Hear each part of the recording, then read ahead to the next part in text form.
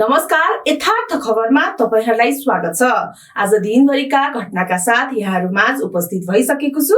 सुरु गरौं आज दिनभरिका समाचारका शीर्षकहरुबाट। नेप्से 8 अंकले घट्दा 3 वटा कम्पनीको शेयरमा सकारात्मक सर्किट। टी20 विश्वकप युएलाई हराउँदै अफगानिस्तानको पहिलो जित। राजस्थानमा पटका कारखानामा आग लागि 7 मजदुरको मृत्यु। थापा 5 का उम्मेद्वार ओली र शाहको एकसाथ भरदैलो। रवि लामिछाने विरुद्धको संगठित अपराध र सम्पत्ति शुद्धिकरण मुद्दा फिर्ता नहुने आदेश। श्रम संस्कृति पार्टीको घोषणापत्र अनिवार्य श्रम र श्रमदानलाई राष्ट्रिय अभियान बनाउने घोषणा। मतपत्र सहितका निर्वाचन सामग्री निर्वाचन क्षेत्रमा पठाउँदै। नेपाल राष्ट्र बैंकले 9 अर्ब 35 करोड मुद्दती निक्षेपमा लगानी गर्ने। राजमार्गमा स्थानीय तहले कर उठाउन नपाउने सर्वोच्चको अन्तरिम आदेश।